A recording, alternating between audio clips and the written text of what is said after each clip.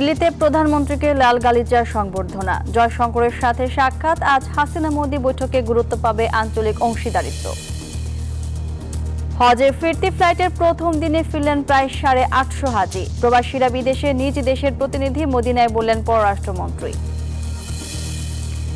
এবং বাংলা সংস্কৃতির রং ছড়ানোর প্রত্যয়ে ফ্রান্সে ভিন্ন আয়োজন। মিলন মেলায় জোরালো হলো বিনা খরচে প্রবাসীর মরদেহ দেশে পাঠানোর দাবি। স্বাগত জানাচ্ছি প্রবাসী নিউজ 24 সংবাদে। সঙ্গে আছে আমি মাহমুদা মনি। এতক্ষণ শুনছিলেন ওয়ালটন ননস্টপ মিলিনিয়ার অফার সংবাদ শিরোনাম। এবার বিস্তারিত। 2 দিনের রাষ্ট্রীয় সফরে দিল্লি আছেন প্রধানমন্ত্রী শেখ হাসিনা। শুক্রবার সন্ধ্যায় ভারতের পররাষ্ট্রমন্ত্রী এস জয়শঙ্কর সাক্ষাৎ করেছেন সফররত প্রধানমন্ত্রী শেখ হাসিনার সাথে। আজ ভারতের প্রধানমন্ত্রী নরেন্দ্র মোদীর সাথে শেখ হাসিনার দ্বিপাক্ষিক বৈঠক। এতে গঙ্গা চুক্তি নবায়ন, যোগাযোগ এবং সামরিক সহযোগিতা খাত সহ তিস্তা ইস্যুতেও আলোচনা হতে পারে বলে ধারণা করা হচ্ছে। 10 দিনের ব্যবধানে ভারতের রাজধানী দিল্লিতে প্রধানমন্ত্রী শেখ হাসিনা। পালাম বিমানবন্দরে বাংলাদেশের টানা 4 মেয়াদের প্রধানমন্ত্রীকে লাল গালিচায় সংবর্ধনা জানায় ভারত সরকারের উচ্চ পর্যায়ের প্রতিনিধিরা। সাথে ছিলেন বাংলাদেশের দিল্লির হাই কমিশনার মোস্তাফিজুর রহমান। প্রধানমন্ত্রী শেখ হাসিনার সাথে সৌজন্য সাক্ষাৎ করেন ভারতের পররাষ্ট্রমন্ত্রী ডক্টর এস জয়শঙ্কর। শুক্রবার সন্ধ্যায় নয়াদিল্লির তাজ হোটেলে এই সৌজন্য সাক্ষাৎ করেন তিনি।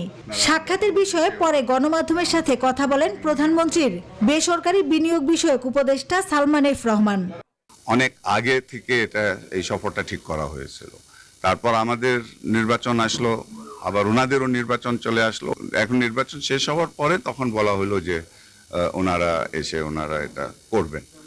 দেশটির নতুন সরকার গঠনের পর এটি কোনো বিদেশি প্রধানমন্ত্রীর দ্বিপক্ষীয় সফর। সূচি অনুযায়ী শনিবার 2 প্রধানমন্ত্রী আনুষ্ঠানিক দ্বিপক্ষীয় বৈঠকে বসবেন দিল্লির হায়দ্রাবাদ হাউসে। এতে গঙ্গা চুক্তি নবায়ন, যোগাযোগ এবং সামরিক সহযোগিতা খাত সহ তিস্তা ইস্যুতেও আলোচনা হতে পারে।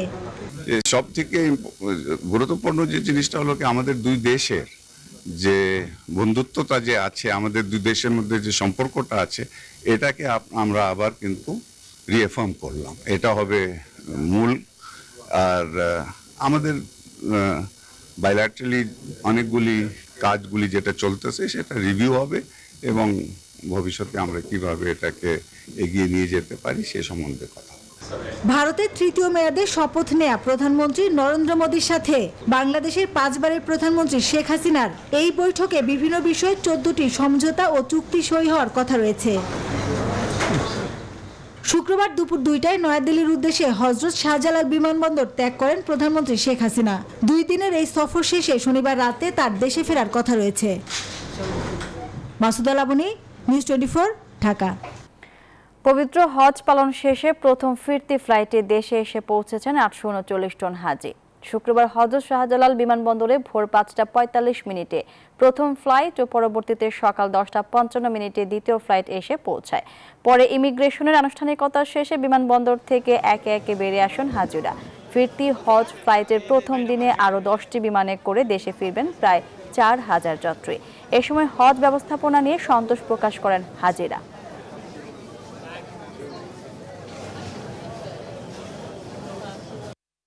পরিবেশ খুবই ভালো ছিল, গতবার ভালো ছিল। শেষের 2-3 দিন একটু গরম ছিল বেশি, কিন্তু প্রথম দিকে ওয়েদার অলমোস্ট বাংলাদেশের মধ্যে ছিল। আলহামদুলিল্লাহ বেশ ভালো ছিল। আমরা সরকারি ব্যবস্থাপনায় গেছিলাম, অনেক ভালো ব্যবস্থাপনা এবং আমরা খুব খুশি আর কি। হোটেলটা একটু দূরে ছিল আর কি। হ্যাঁ, তাছাড়া খুব ভালো হবে ইনশাআল্লাহ, ফোকাস করছি আলহামদুলিল্লাহ। অনেক ভালো লেগেছে সব, আলহামদুলিল্লাহ অনেক সুন্দরভাবে হয়েছে। কোনো সমস্যা না, আর ভালোই ছিল। যে সৌদি সরকার দেখলাম কার্পেট দিয়ে রাখছে। সরকারিভাবে যদি আমাদেরকে একটা করে হিজাব দিত, বড় জোর 500 টাকা খরচ হতো। সরকার পরবর্তীতে যেন এই পদক্ষেপটা নেয়। প্রত্যেক প্রবাসী বিদেশে নিজ দেশের প্রতিনিধি, তাই দেশের যাতে বদনাম না হয় সেজন্য বসবাসরত দেশের আইন কানুন মেনে চলা উচিত। বৃহস্পতিবার এমনটাই বলেছেন পররাষ্ট্রমন্ত্রী এবং বাংলাদেশ আওয়ামী লীগের যুগ্ম সাধারণ সম্পাদক ডক্টর হাসান মাহমুদ। পবিত্র হজ পালন শেষে বৃহস্পতিবার সন্ধ্যায় মদিনার স্থানীয় একটি হোটেলে তিনি সৌদি প্রবাসী বাংলাদেশিদের সঙ্গে মতবিনিময় করেন। সভায় পররাষ্ট্রমন্ত্রী তার দীর্ঘ প্রবাস জীবনের অভিজ্ঞতা ও বিদেশে থাকাকালে দেশের জন্য মনের আকুতি তুলে ধরে প্রবাসীদের সঙ্গে একাত্মতা জানান। বলেন, সৌদিতে প্রায় 30 লাখ বাংলাদেশি আছেন। বিশ্বের অনেক দেশের মোট জনসংখ্যাও এর চেয়ে কম। 30 লাখ প্রবাসী বৈধ পথে রেমিটেন্স পাঠালে দেশের জন্য তা হবে বড় অবদান।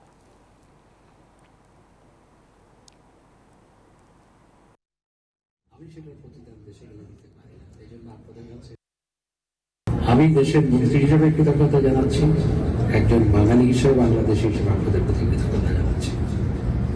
এখানে একজন বলেছেন যে আমেরিকায় যারা থাকে বা কানাডায় যারা থাকে অনেকেই টাকা পাঠায়, আবার অনেকে দেশ থেকে টাকা নিয়ে যায়, ঘর বাড়ি বিক্রি করেও টাকা নিয়ে চলে যায়। তো কিন্তু সৌদি আরবে মধ্যপ্রাচ্যে সেটি নয়। প্রবাসে বাংলা সংস্কৃতির রং ছড়ানোর প্রত্যয়ে ভিন্ন ধর্মী আয়োজন করে ফ্রান্স বাংলা অ্যাসোসিয়েশন। ঐক্যবদ্ধ কমিউনিটি গড়তে সাংস্কৃতিক আয়োজন ছাড়াও সামাজিক দায়িত্ব পালন করছে সংগঠনটি। প্রবাসে মৃত্যুবরণ করলে দেশের মরদেহ পাঠানোর মতো গুরুত্বপূর্ণ দায়িত্ব পালন করে থাকে ফ্রান্স বাংলা অ্যাসোসিয়েশন। বিশ্বের 176টি দেশে ছড়িয়ে আছে প্রায় 2.5 কোটি বাংলাদেশি। স্বাধীনতা পরবর্তী সময় থেকে ইউরোপে শুধু রেমিটেন্স যোদ্ধা নয়, প্রবাসী পরিবারেরাও অবস্থান করছে। বিদেশের মাটিতে বিভিন্ন সামাজিক সংগঠনের মাধ্যমে দেশীয় সাংস্কৃতিক অনুষ্ঠানের চর্চা করে বেড়ে উঠছে শিশু কিশোরেরা। ইউরোপের দেশ ফ্রান্সেও বাংলাদেশের সংস্কৃতি তুলে ধরেন শিক্ষার্থীরা। বিভিন্ন ক্ষেত্রে আলো ছড়ানো শিক্ষার্থী নারী উদ্যোক্তাদের সম্মাননা জানান ফ্রান্স বাংলা অ্যাসোসিয়েশন। সাংস্কৃতিক পরিবেশনার পাশাপাশি বাংলাদেশি নারীরা দেশীয় পিঠাপুলি মিষ্টান্ন পরিবেশন করেন। নতুন প্রজন্ম যারা শিক্ষার্থীরা আছে তাদেরকে আমাদের মাধ্যমে, সংগঠনের মাধ্যমে তাদেরকে আমাদের সমাজে পরিচিত করে দিয়ে আমরা বাংলাদেশে বিভিন্ন গরিব দুঃখীদের পাশে দাঁড়ানোর চেষ্টা করতেছি। ইউরোপে বাংলাদেশিদের অভিবাসন সমস্যার সমাধান ছাড়াও প্রবাসী মৃত্যুবরণ করলে দেশে মরদেহ প্রেরণের মতো গুরুত্বপূর্ণ দায়িত্ব পালন করছে সংগঠনটি।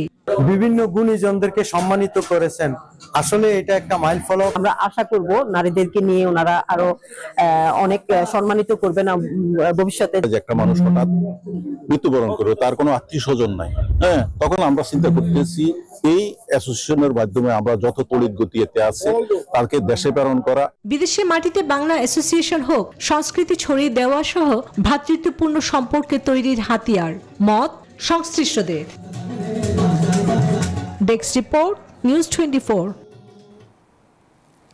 এমপি আনার হত্যা মামলায় গ্রেপ্তার যুবক কসাই জিহাদ হাওলাদারকে ফের 14 দিনের বিচার বিভাগীয় হেফাজতের নির্দেশ দিয়েছে ভারতের আদালত। শুক্রবার পশ্চিমবঙ্গের উত্তর 24 পরগনা জেলার বারাসত জেলা ও দায়রা আদালত এই নির্দেশ দেয়। যদিও এই দিন আদালতে উপস্থিত করা হয়নি অভিযুক্ত জিহাদ হাওলাদারকে। বর্তমানে তিনি দমদমের কেন্দ্রীয় কারাগারে রয়েছেন। সেখান থেকে ভিডিও কনফারেন্সে আসামির সঙ্গে কথা বলে তার বক্তব্য শুনেন এবং পরবর্তী হাজিরার দিন ধার্য করেন চিফ জুডিশিয়াল ম্যাজিস্ট্রেট শুভঙ্কর বিশ্বাস। আগামী 5 জুলাই ফের তাকে আদালতে তোলা হবে। এদিকে জানা গেছে, বাবার হত্যাকাণ্ডের তদন্তের অগ্রগতির সম্পর্কে খোঁজ খবর নিতে আগামী 1 সপ্তাহের মধ্যে কলকাতা যেতে পারেন এমপি আনারের মেয়ে মুমতারিন ফেরদৌস ডরিন।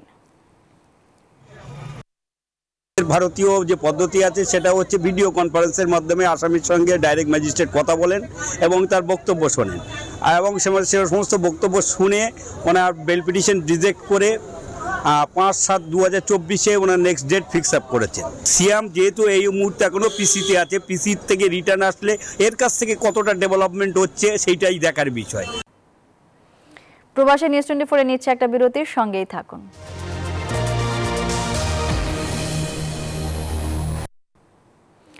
স্বাগত আরেকবার প্রবাসী নিউজ 24-এ। স্বাধিকার থেকে স্বাধীনতা, গণতন্ত্র থেকে উন্নয়ন, গৌরবের 75 বছরে আওয়ামী লীগ। এ উপলক্ষে রাজধানীতে বর্ণাঢ্য শোভাযাত্রা করে উপমহাদেশের অন্যতম পুরনো রাজনৈতিক দলটি। এ সময় দলের সাধারণ সম্পাদক ওবায়দুল কাদের বলেন, আওয়ামী লীগকে দুর্নীতিবাজ বানানোর চক্রান্তে গুজব ছড়াচ্ছে বিএনপি। ব্যানার, ফেস্টুন, ঢাকঢোল আর নানান সাজসজ্জায় আওয়ামী লীগের 75তম প্রতিষ্ঠাবার্ষিকীর প্লাটিনাম জুবিলি উপলক্ষে শুক্রবার রাজধানীতে এই শোভাযাত্রায় অংশ নেন নেতাকর্মীরা।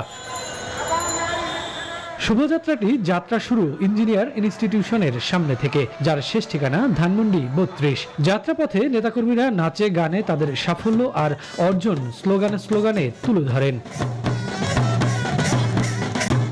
র্যালি শুরুর আগে সংক্ষিপ্ত সমাবেশে আওয়ামী লীগের কেন্দ্রীয় নেতারা বলেন, আওয়ামী লীগের সাংগঠনিক দক্ষতায় ঈর্ষান্বিত বিরোধীরা দল ভাঙার জন্য নানা চক্রান্ত করে ব্যর্থ হয়েছেন তারা।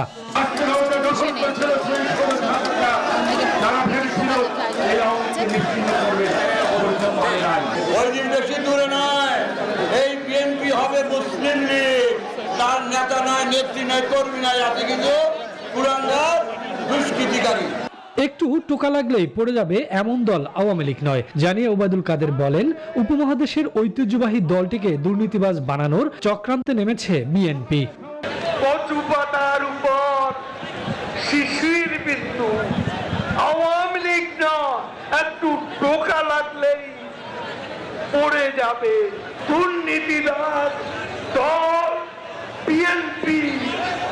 আজকে আমাদেরকে দুর্নীতিবাজ বানাবো চক্রান্ত করছে। পরে আনুষ্ঠানিক উদ্বোধন করেন শোভাযাত্রার। এটি শাহবাগ, এলিফ্যান্ট রোড ও মিরপুর রোড হয়ে ধানমন্ডি 32 নম্বরে গিয়ে শেষ হয়। যে দল 75 বছর ধরে এতটা সুসংগঠিত, সে দলের কর্মী হতে পারে এরা যেমন আনন্দিত, সেই দলের নেতৃত্ব দিতে পেরেও নেতাকর্মীরা দৃঢ় প্রতিজ্ঞাবদ্ধ দেশকে আরো এগিয়ে নিয়ে যাওয়ার জন্য। শফিকুজ্জামান রুবেল, নিউজ 24, ঢাকা। বাংলাদেশের মৌলিক সমস্যা সমাধান না করে বিদেশ গিয়ে চুক্তি করা অর্থহীন বলে মন্তব্য করেছেন বিএনপির স্থায়ী কমিটির সদস্য আমির খসরু মাহমুদ চৌধুরী। প্রধানমন্ত্রীর ভারত সফর দেশের স্বার্থ রক্ষার জন্য নয় মন্তব্য করে তিনি বলেন, সরকার দেশের সামষ্টিক অর্থনীতির ভারসাম্য ধ্বংস করে দিয়েছে। শুক্রবার বিকেলে বিমানবন্দরে সাংবাদিকদের এসব কথা বলেন তিনি। আর্থিক খাত বলেন, রাজস্ব খাত বলেন, আপনি প্রত্যেকটা খাতে দেশের যে সামষ্টিক অর্থনীতির মধ্যে যে একটা স্টেবিলিটি আসছিল সম্পূর্ণভাবে ধ্বংস করে দিয়েছে। আজকে 15 বছর তো কোনো সমস্যার সমাধান দেখি নাই আমরা, তাহলে নতুন করে সমস্যার সমাধান কিভাবে হবে? বাংলাদেশের মৌলিক সমস্যার সমাধান না করে আপনি বাইরে গিয়ে চুক্তি সই করলে কি দেশের সমস্যার সমাধান হতে পারে? আমি তো মনে করি না। প্রধানমন্ত্রীর ভারত চীন সফরের মধ্য দিয়ে তিস্তা মহাপরিকল্পনা বাস্তবায়নের জট খুলবে বলে আশা প্রকাশ করেছে তিস্তা বাঁচাও নদী বাঁচাও সংগ্রাম পরিষদ। প্রধানমন্ত্রী ভারত চীন সফরের মধ্য দিয়ে এবার তিস্তা মহাপরিকল্পনা বাস্তবায়নের সব জট খুলবে। শত বছরের উন্নয়ন বঞ্চনার শিকার একটি জনপদকে উন্নয়নের মূল ধারায় সম্পৃক্ত করতে তিস্তা মহাপরিকল্পনার মতো একটি প্রকল্পই যথেষ্ট। নদ নদীর পানি বিভিন্ন পয়েন্টে কমতে থাকায় সিলেট ও সুনামগঞ্জের বন্যা পরিস্থিতি উন্নতির দিকে। এতে জনমনে কিছুটা স্বস্তি ফিরলেও বানভাসীদের দুর্ভোগ কমেনি, চলছে ত্রাণের জন্য হাহাকার। এদিকে উজানের পানি বাড়ায় নতুন করে দুর্ভোগে পড়েছেন হাওড়াঞ্চলের মানুষ। এছাড়া উত্তরাঞ্চলে নদ নদীর পানি বৃদ্ধি অব্যাহত রয়েছে, ডুবছে নিম্নাঞ্চল। প্রতিনিধিদের পাঠানো তথ্য ছবিতে ডেস্ক রিপোর্ট। ধীরে ধীরে নামছে বানের জল, সেই সাথে বেরিয়ে আসছে বন্যার ক্ষতচিহ্ন। সিলেটে বৃষ্টি না হওয়ায় নদ নদীর পানি বিভিন্ন পয়েন্টে কমায় জনমনে কিছুটা হলেও স্বস্তি ফিরেছে, কেননা স্বাভাবিক হচ্ছে যোগাযোগ ব্যবস্থা। তবে ত্রাণের অপ্রতুলতায় সংকট বাড়ছে, হাহাকার চলছে দুর্গত এলাকায়। বৃষ্টি হলে তো পানি বাড়লো না, তো পানি কমতে তুই আছে। একদিন খিচুড়ি পাইছি, এক মশা 250 গ্রাম হইব, আর কিচ্ছু পাইছি না। সুনামগঞ্জে নদীর পানি কমলেও বন্যা পরিস্থিতি তেমন উন্নতি হয়নি। পানিবন্দী 6 লাখেরও বেশি মানুষ পড়েছেন নানা সংকটে। ওই তো আজকে 4 দিন ধরে পানির মাঝে আছি, বুঝিনি ওখানে বাচ্চা কাচ্চা এখন খানি নাই, 4টা ভাতও খাইতে পারি না। মানুষ যেমন তখন গরু বাছুরটা নিয়ে বড় সমস্যা মানুষ আছে। মৌলভীবাজারে ধলাই নদীর 2টি স্থানে বাঁধ ভেঙে নতুন করে প্লাবিত হচ্ছে বিস্তীর্ণ এলাকা। উজানের পানি বাড়ায় নতুন করে দুর্ভোগে পড়েছেন হাওড়া অঞ্চলের মানুষ। ওই তাম কই সুটকা লইয়া তাকবার মধ্যে আমার জামাই একটা ল্যাংরা মানুষ, রাইতে ঘুমাইতাম পাই না, দেই কোন সময় লইয়া জায়গা বাড়ি। এই নদী পাড়ের মানুষগুলাকে রক্ষার লাগে সরকার কোনো এখনো ব্যবস্থা নিচ্ছে না, আমরা দাবি জানাই। দুর্গত এলাকা পরিদর্শন করে দীর্ঘমেয়াদী পরিকল্পনা গ্রহণের পাশাপাশি নদ নদী খননের কথা জানিয়েছেন পানি সম্পদ প্রতিমন্ত্রী। উজান থেকে যে বর্ষা মৌসুমে যে পানিটা আসে, সেই পানিটা ধারণ করার ক্ষমতা তৈরি করার জন্য যা যা করার দরকার, যে সমস্ত নদী এবং খালগুলোকে খনন করার দরকার, সেটা করার জন্য আমি এখানকার প্রধান প্রকৌশলীকে নির্দেশনা দিয়েছি। এদিকে উত্তরাঞ্চলের তিস্তা, দুধকুমার, ব্রহ্মপুত্র, ধরলা নদী সহ 16টি নদীর পানি বেড়েই চলেছে, ডুবছে নিম্নাঞ্চল। এতে দুর্ভোগে পড়েছেন উত্তরের কয়েক জেলার বাসিন্দারা। যদি নদী বান্ধন না দেয় তাহলে আমরা কেমনি করবো, কই খাবো, কোথায় যাবো? বাচ্চা কাচ্চা নিয়ে কোথায় যা করে খাবো? বাটটা সুন্দর করে ঠিক করা দেয়, বাঁধিয়ে দেয়, তাহলে আমরা সবাই শান্তিমতো জীবনযাপন করতে পারি। আমরা রাস্তা বান্ধন চাই, আমরা নদীর বান্ধন চাই। অতিবৃষ্টি ও পাহাড়ি ঢলে নতুন করে নেত্রকোনা নির্মাঞ্চল প্লাবিত হয়েছে। পানি প্রবেশ করেছে অন্তত 40টি গ্রামে। Desk report, news 24। Bandarban Thanchi সড়কের জীবননগর নীল দিগন্ত পাহাড় থেকে একটি ট্রাক নিয়ন্ত্রণ হারিয়ে খাদে পড়েছে। এই ঘটনায় একজন নিহত ও অন্তত 4 জন আহত হয়েছেন। শুক্রবার রাত 8:30টার দিকে একটি মালবাহী ট্রাক নিয়ন্ত্রণ হারিয়ে পাহাড়ি রাস্তা থেকে প্রায় 1000 ফুট নিচে পড়ে যায়। খবর পেয়ে বিজিবির বলিপাড়া ব্যাটালিয়নের সদস্যরা তাৎক্ষণিকভাবে দুর্ঘটনাস্থলে ছুটে গিয়ে উদ্ধার কাজে যোগ দেন। আহতদের উদ্ধার করে প্রাথমিক চিকিৎসা প্রদান শেষে উন্নত চিকিৎসার জন্য তাদেরকে বান্দরবান সদর হাসপাতালে পাঠায় বিজিবি। কক্সবাজারে আবারও পাহাড় ধস। পৌরসভার বাচ্চাঘোনা এলাকায় পাহাড় ধসে স্বামী স্ত্রীর প্রাণহানি হয়েছে। প্রত্যক্ষদর্শীরা জানায় ভারী বৃষ্টিপাতে বৃহস্পতিবার দিবাগত রাত 3টার দিকে পাহাড় ধসের ঘটনা ঘটে। পাহাড়ের মাটি সোজা এসে পড়ে ওই দম্পতির ঘরে। পরে দীর্ঘ 1 ঘন্টার চেষ্টায় স্থানীয় লোকজন মাটি সরিয়ে স্বামী স্ত্রীকে উদ্ধার করে হাসপাতালে পাঠায়। সেখানে চিকিৎসক তাদের মৃত ঘোষণা করেন। নিহত ওই নারী 7 মাসের অন্তঃসত্ত্বা ছিলেন বলে জানায় স্থানীয়রা। দুজনের মরদেহ কক্সবাজার সদর হাসপাতালের মর্গে রাখা হয়েছে। রংপুরের গঙ্গাচড়া মহিপুর শেখ হাসিনা তিস্তা সেতুর উপর দেখা দিয়েছে ফাটল। স্থানীয়রা বলছেন অতি দ্রুত মেরামত করা না হলে যে কোনো সময় বড় ধরনের ক্ষতি হতে পারে। সেতুটি ভেঙে পড়লে লালমনিরহাট রংপুরের সাথে যোগাযোগ বন্ধ হয়ে যাবে। এতে ভোগান্তিতে পড়বে প্রায় 20 লাখ মানুষ। স্থানীয়রা জানান বড় বড় 10 টাকার ট্রাক ও বাস চলাচলের কারণে এই ফাটল দেখা দিয়েছে। অতি দ্রুত এর সংস্কার দাবি তাদের। শুক্রবার বিকেলে হঠাৎ করে মহিপুর শেখ হাসিনা তিস্তা সেতুর উপরে ফাটল দেয়। তবে এখন পর্যন্ত কোনো সংস্কারের উদ্যোগ গ্রহণ করেনি প্রশাসন। অবশ্যই এটা ঝুঁকিপূর্ণ, যেমন আমি এখন এই অ্যাক্সিডেন্টের মুখোমুখি হয়েছিলাম। 5 বছর হতে না হতে যদি এই অবস্থা 100 বছরের গ্যারান্টি দিল এই ব্রিজের, তাহলে আমরা তো অনেক ক্ষতিগ্রস্ত হয়ে যাব। প্রবাসী নিউজ 24 নিচ্ছে আরো একটি বিরতি, সঙ্গেই থাকুন।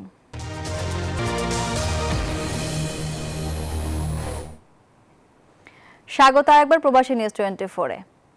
এবার আন্তর্জাতিক সংবাদ। রাশিয়ার বিরুদ্ধে যুদ্ধে দক্ষিণ কোরিয়া ইউক্রেনকে অস্ত্র সরবরাহ করলে তা মারাত্মক ভুল হবে বলে হুঁশিয়ারি দিয়েছেন রুশ প্রেসিডেন্ট ভ্লাদিমির পুতিন। প্রতিক্রিয়ায় উত্তর কোরিয়াকে অস্ত্র সরবরাহ করতে পারেন বলেও জানিয়ে দিয়েছেন তিনি। এদিকে মস্কো পিয়ংইয়ং এর সামরিক সহায়তায় চুক্তির প্রতিবাদের নিন্দা জানিয়ে রুশ রাষ্ট্রদূতকে তলব করেছে দক্ষিণ কোরীয় মন্ত্রণালয়। যুক্তরাষ্ট্রের নিন্দা অগ্রাহ্য করেই ভিয়েতনামে সফরে এসে দক্ষিণ কোরিয়ার বিরুদ্ধে কড়া বার্তা দিলেন রুশ প্রেসিডেন্ট ভ্লাদিমির পুতিন। বৃহস্পতিবার ভিয়েতনামে এক সংবাদ সম্মেলনে তিনি হুঁশিয়ারি দেন, রাশিয়ার বিরুদ্ধে যুদ্ধে দক্ষিণ কোরিয়া ইউক্রেনকে অস্ত্র সরবরাহ করলে তা হবে সিওলের মারাত্মক ভুল। আমি আশা করি যে এমনটা ঘটবে না। যদি ঘটে তবে আমরা উপযুক্ত ব্যবস্থা নেব। রুশ রাষ্ট্রপ্রধান আরও বলেন, ইউক্রেনে পশ্চিমাদের অস্ত্র সরবরাহের প্রতিক্রিয়ায় উত্তর কোরিয়াকে অস্ত্র সরবরাহ করতে পারে রাশিয়া। যারা ইউক্রেনের অস্ত্র সরবরাহ করে তারা ভাবে যে তারা আমাদের সাথে যুদ্ধে লিপ্ত নয়। ঠিক আছে, আমি পিয়ংইয়ংকে সাথে নিয়েই বলেছি যে বিশ্বের অন্যান্য অঞ্চলে অস্ত্র সরবরাহ করার অধিকার রাখি আমরা। ভিয়েতনাম সফরে দেশটির সঙ্গে নিবিড় সম্পর্ক গড়ার অঙ্গীকার করেন পুতিন। তেল, গ্যাস, পারমাণবিক বিজ্ঞান এবং শিক্ষাসহ আরও কয়েকটি ক্ষেত্রে 11টি চুক্তি ও সমঝোতা স্মারকও সই করে ভিয়েতনাম ত্যাগ করেন তিনি। এদিকে পিয়ংইয়ংয়ে রাশিয়া উত্তর কোরিয়ার সামরিক সহায়তা দেওয়ার চুক্তির প্রতিবাদে শুক্রবার রুশ রাষ্ট্রদূতকে তলব করেছে দক্ষিণ কোরিয়ার পররাষ্ট্র মন্ত্রণালয়। এক বিবৃতিতে জানিয়েছে, দক্ষিণ কোরিয়ার পররাষ্ট্রমন্ত্রী চো তাই-ইউল এবং মার্কিন পররাষ্ট্রমন্ত্রী অ্যান্টনি ব্লিংকেনও চুক্তিটিকে আঞ্চলিক শান্তি ও স্থিতিশীলতার জন্য গুরুতর হুমকি হিসেবে নিন্দা করেছেন। নিবিন আমিন, নিউজ 24। এবার জানাবো খেলার সংবাদ।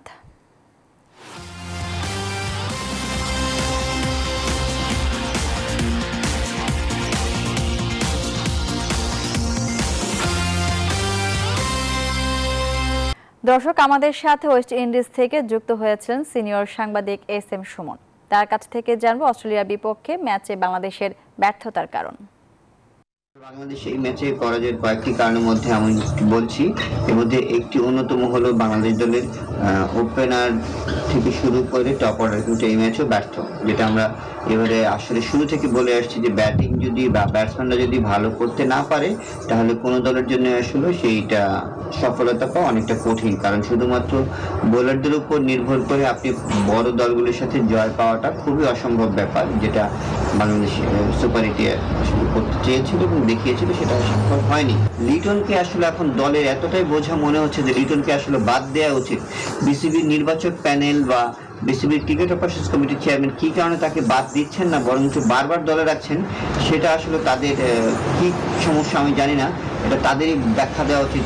আমি সাথে সাথে বলবো যে হ্যাঁ, বাংলাদেশ সুপার 8 পর্বে উঠেছে, কিন্তু সুপার 8 পর্বে ওঠার জন্য যে পারফরমেন্সটা ছিল সেটা হয়তো গ্রুপ পর্বে বাংলাদেশে আমি বলবো কাগজে কলমে বা অন পেপারসে বাংলাদেশ 3টি জয় পেয়েছে, ভালোভাবে যে ম্যাচে থাকাটা সেটা কিন্তু অনেক বড় বিষয় ছিল, সেটা আমরা দেখতে পারিনি বাংলাদেশ দলের কোথাও না, ব্যাটিং বোলিং ফিল্ডিং। তারপরে সাকিব আল হাসানও কিন্তু গতকালকের ম্যাচে খুব বেশি ভালো করতে পারেনি। স্পিন যে শেখ মেহেদীকে খেলানো হয়েছে, কিন্তু কেন সাকিবকে বল করানো হলো না সেটা নিয়ে আমাদের প্রশ্ন থাকে।